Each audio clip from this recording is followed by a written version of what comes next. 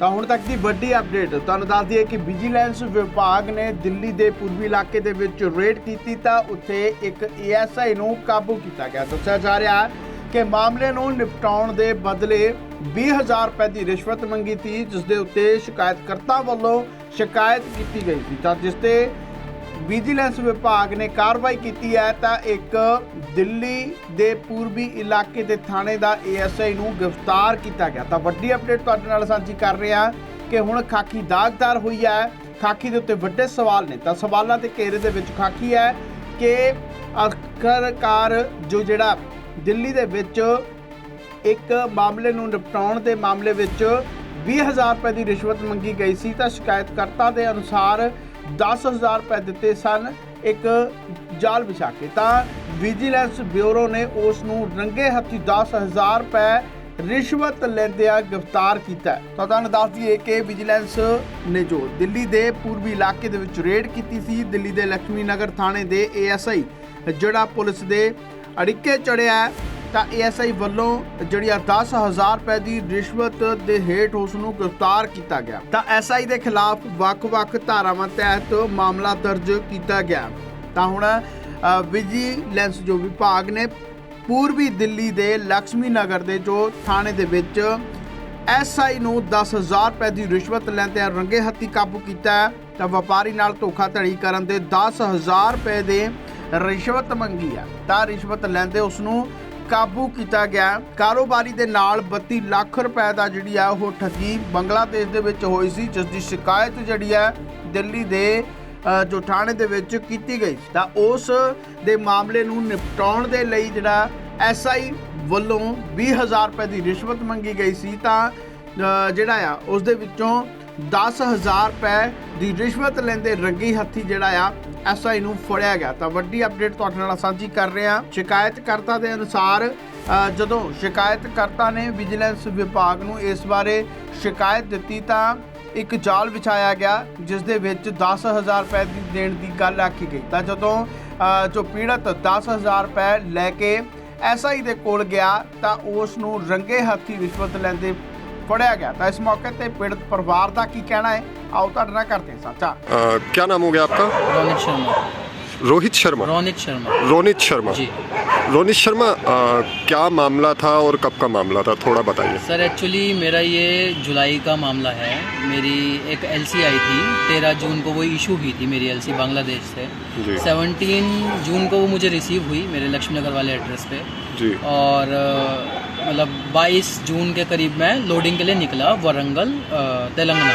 Okay, तो मुझे मेरी जो एलसी करवाई थी ब्रोकर्स ने, ब्रोकर्स दलाल वो अकबर वगैरह ये सब कुछ करवाई थी। ये अकबर उनके एसोसिएट हैं समीर, कन्नौज और ये मतलब पूरा गैंग चलाते हैं, ये गाड़ी वाड़ी हड़प लेते हैं जी। तो 22 जून को मैं लोडिंग के लिए निकला अपना यही सोच के कि नॉर्मल है। तो ये लोग जो एलसी करवाते हैं ना, ये सोचते हैं कि जो लोडिंग वहाँ से होनी चाहिए जहाँ से ये लोग कहेंगे जी। तो इन्होंने मुझे कहा कि वारंगल में एक वारंगल एंटरप्राइज कंपनी है, उनसे लोडिंग करवानी पड़ेगी आपको। हमने कहा ठीक है भाई, कोई बात नहीं। तो अभी हमारी गाड़ी तैयार होके 2 जुलाई को हम लोग वहाँ पे गए, लोडिंग वोडिंग शुरू करवाई। तो हमने परचेज ऑर्डर दिया था वारंगल एंटरप्राइज कंपनी को 28 लाख का, जिसके ऊपर 0.10% IGST लगना था और उसके ऊपर उनका 2% जो मंडी कमीशन होता है वैसे कमीशन एजेंट जो होता है इनका 2% का, ठीक है, वो जाना था। तो सब नॉर्मल था। इन्होंने पेमेंट मांगी, हमने 28 लाख इन्हें ट्रांसफ़र भी कर दिया। और उसके बाद जब गाड़ी छूटनी थी, गाड़ी छूटने के बाद हमें इनके 56,000 और IGST पे करना था बिल के बाद, ठीक है। तो बिलिंग के वक्त जब गाड़ी वाड़ी सब बनी, इन लोगों ने अकबर के साथ, अब इन्हीं के जानने वाले थे तो इन्हीं के में चलेंगे, इन्होंने गाड़ी बनने का हमारी गाड़ी कहीं छुपा दी और कहने लगे। और इन्होंने हमें टैक्स इनवॉइस जो पकड़ाया वो पकड़ाया 32,70,000 का। 32,70,000। हमने कहा भाई ये तो गलत है। हम लड़े भी, हम पुलिस स्टेशन भी गए। पुलिस स्टेशन में लैंग्वेज प्रॉब्लम की वजह से उन्हें समझ नहीं आया और हमें उनकी लैंग्वेज समझ नहीं आई। तो अल्टीमेटली हमें प्रेशराइज होकर उन्हें एक्स्ट्रा पैसे देने पड़े, 4,70,000 जो भी हमने एक्स्ट्रा पैसे दिए। एक्चुअली कुछ माल इन्होंने कम भी भरा था, तो हमने 4,43,000 दिए थे उस हिसाब से पुलिस के साथ बातचीत करके जी। तो हमने कहा था देखो एक्सटॉर्ट कर रहे हो, ठीक नहीं कर रहे। तो इन्होंने कहा ठीक है जो भी होगा तुम अपने आप कर लेना, हमें इतने पैसे दो। हमने इन्हें इन टोटल 32,43,000 दिए, जिसमें एक्स्ट्रा थे गाड़ी भाड़ा 1,55,000 और 2,500 पर डे वेटिंग चार्ज, ठीक है। मेरी गाड़ी 10 जुलाई की रात को कह सकते हैं 11 जुलाई की मॉर्निंग में 2-2:30 बजे बोजाडंगा बॉर्डर वेस्ट बंगाल पहुंची।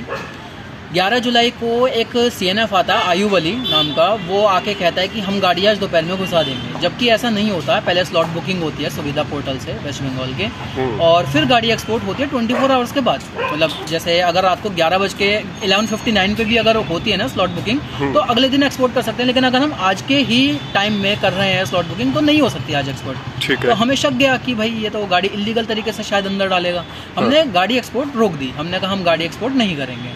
ठीक है। 2 से 3 दिन के बाद हमारा एक जानने वाला है गौतम मंडल, वेस्ट बंगाल का ही हमारा अच्छा जानने वाला है, उसने हमें वहाँ के CNF से, बांग्लादेश के CNF से, कस्टम एंड फ्रेट फॉरवर्डर से हमें एक डॉक्यूमेंट लेके दिया जो कि स्टैंडर्ड बैंक लिमिटेड ने, बांग्लादेश के स्टैंडर्ड बैंक लिमिटेड ने भेजा हुआ था इंपोर्टर को कि अपनी कस्टम ड्यूटी पे करो, उसी सेम LC नंबर पे जो हमारे पास आई हुई थी, जिसकी गाड़ी एक्सपोर्ट नहीं हुई थी।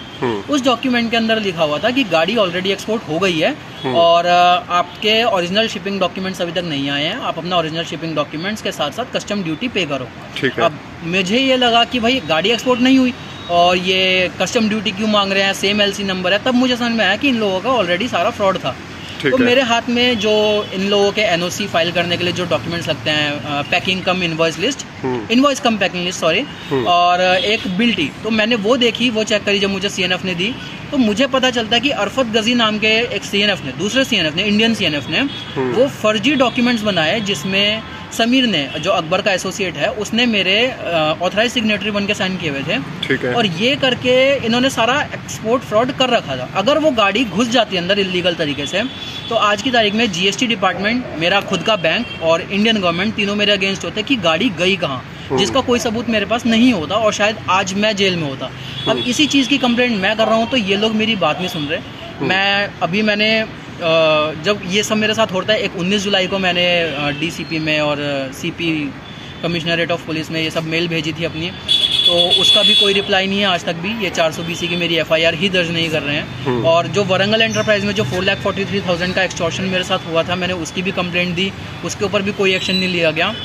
और आज की तारीख में जब ये सर मुझे इंक्वायरी के लिए बुलाते हैं, श्रीपाल सिंह सर मुझे जब इंक्वायरी के लिए बुलाते हैं, इन्होंने थर्सडे को बुलाया था मुझे, तो रात को ये कहते हैं कि ठीक है हम आपका काम करवा देंगे, नोटिस वोटिस भेजते हैं, उनको दिल्ली बुलाते हैं और उसके लिए, लेकिन हमें कुछ खर्चा पानी लगेगा। तो उसके लिए इन्होंने मेरे से 20,000 डिमांड करें। ठीक है। तो मैंने सोचा कि मैं हायर लेवल पे बात करूंगा कि ऐसे कैसे ये वो मांग रहे हैं, ब्राइब मांग रहे हैं, तो गलत है। तो क्योंकि मैंने इन्हें बोला भी, सर हम ऑलरेडी वहाँ से एक्सटॉर्ट होकर आए हैं, हम ऑलरेडी परेशान हैं, हमारे 20 लाख ऐसे इतना सारा लॉस गया, आप अभी ऐसे मत लो, अगर हमें ही इन फ्यूचर मिल जाता है हम अपनी खुशी से दे देंगे। इन्होंने कहा नहीं हमें भी तो गाड़ी चलाने के कुछ तेल चलेगा ना, तो वो तो हमें चाहिए। तो मैं तब मुझे लगा कि मुझे एंटी करप्शन डिपार्टमेंट में जाना चाहिए। मैं पहले पुरानी दिल्ली में जो एंटी करप्शन डिपार्टमेंट है वहाँ गया, उन्होंने मुझे बताया कि यहाँ पे नहीं होता, विजिलेंस डिपार्टमेंट में जाओ। फिर विजिलेंस डिपार्टमेंट में मैंने आज जाके कंप्लेंट करी, सैटरडे को तो क्लोज रहता है। ठीक है। और मैं चाहता था कि पहले SHO सर से कंप्लेंट करूं या फिर कहीं और कंप्लेंट करूं, बट मेरी ऑलरेडी इस थाने में मेरे पड़ोसियों ने हमारे साथ कुछ हाथापाई करी थी। मेरी मदर के साथ कुछ हैरेसमेंट वगैरह, सेक्सुअल हैरेसमेंट, उस टाइप का जो टचिंग वगैरह होता है उस टाइप का करके निकल। ठीक है। आज आपने विजिलेंस के अंदर इसकी शिकायत करी, ऐसा ही जो है इनकी शिकायत करी, फिर विजिलेंस ने क्या कुछ करा, किस तरह से काम करा इसके ऊपर? सर उन्होंने काफ़ी अच्छे से ट्रीट किया और उन्होंने काफ़ी क्विक एक्शन लिया। आज उन्होंने मुझे कहा था कि तुम जाओ और मतलब जो भी इनका प्रोसीजर रहता है, और अब वो अरेस्ट हैं और अब मैं थोड़ा सेफ फील कर रहा हूँ। मुझे लगता है कि मेरी कंप्लेंट पर कुछ एक्शन होगा। बट लक्ष्मीनगर थाने में मैं ये बात कहना चाहूँगा कि कोई भी कुछ काम नहीं करता, कोई भी कंप्लेंट आए, कुछ भी आए, या तो ये दूसरी पार्टी से पैसे खा लेते हैं या फिर ये इसी पार्टी से जो कंप्लेंट कर रही है। कितने पैसे पकड़े आज इसके पास से? ऐसा ही क्या? 10,000। मुझसे 20 मांगे थे बट मैंने 10,000 ही दिए। 10,000 दिए। और अभी गिरफ्त में है? जी अभी गिरफ्त में है। क्या कुछ चल रहा है आगे इसके ऊपर अब? सर अभी तो मैं कुछ कह नहीं सकता, अभी तो वो गिरफ्त में है और मैं भी रुका ही हुआ हूँ, कार्रवाई तो चल ही रही है। कार्रवाई चल रही है। ठीक है सर। मैम सबसे पहले नाम बता दीजिए। सर मेरा नाम मीनाक्षी है। मीनाक्षी जी क्या कुछ मामला था? मामला सर ये था कि हमारी कंसाइनमेंट जो थी जिसकी हमने कंप्लेंट की थी, तो उसको नोटिस करने के पुलिस वाले ने, श्रीपाल जी हैं उनका नाम, और उन्होंने नोटिस करने के हमसे पैसे मांगे। कितने पैसों की डिमांड रखी थी? डिमांड उन्होंने 20,000 की रखी। और अभी क्या कुछ हुआ इस पे? अभी ये हुआ कि हमने विजिलेंस में जाके रेड करवाई, एक जागरूक नागरिक का हमने करके भी निभाया जी। हाँ। और अभी डीसीपी भी आ रखी है यहाँ पे, क्या कुछ चल रहा है अंदर?